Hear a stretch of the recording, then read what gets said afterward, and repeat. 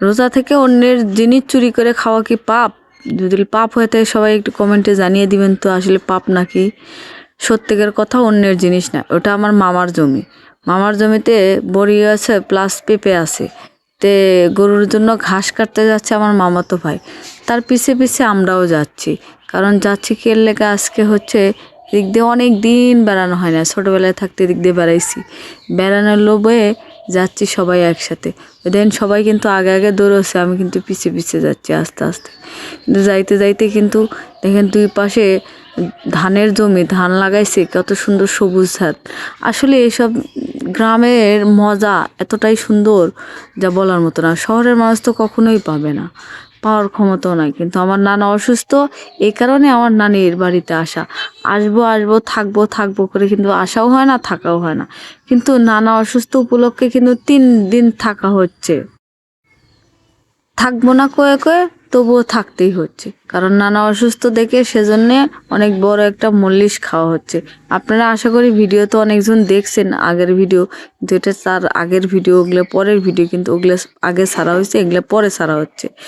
দেখতে দেখতে কিন্তু অলরেডি সেই ঘাসের জমিতে, বরের জমিতে এসে পড়ছি। কারণ এইসব ছাড়া মানে এই সবাই একসাথে থাকার মজাই দেখেন। আমার মামা তো ভাই, তারপরে খালা, সবাই একসাথে। আসলে চুরি করার জিনিসগুলো খাইতেই অনেক, কারণ আমার মামিকে না কয়ে, আমার মামাকে না কয়ে এই জিনিসগুলো খাবো আজকে, কি বলার মতো বুঝেন। দেন গ্যান্ডারি লাগানো আছে, গ্যান্ডারি সে ফুটাইতেছে। দেন গ্যান্ডারিও আছে প্লাস গরুর জন্য ঘাস আছে, তার পাশাপাশি বড়ির গাছ আছে, তার পাশাপাশি আবার হচ্ছে পেঁপের গাছ আছে। এই পেঁপে নিয়ে যে কিন্তু আমি রাত্রেবেলা বানাই খাবো। দেখেন এগুলো হচ্ছে হলে বড় বড় কুল বড়ি করে কয়, আপেল বড়ি আছে না, সে আপেল বড়ি খেতে যে এত মিষ্টি যা বলার মতো না। যদি কেউ খাইতে চান তাহলে আঙ্গবাড়িতে বেড়াইতে আসেন। আঙ্গবাড়ি কিন্তু বগুড়া জেলায় ধনুর থানায় বাড়ি, চলে আসবেন, খাওয়াবো কিন্তু কুল বড়ি। তার পাশাপাশি ভুট্টার জমিও আছে, কিন্তু ভুট্টারও বড়া খাওয়াবো কিন্তু আমি। আসলে ভুট্টার জমিতে কিন্তু যাওয়া হয় না, চুরি করতে গেলে কিন্তু পাপ হবে।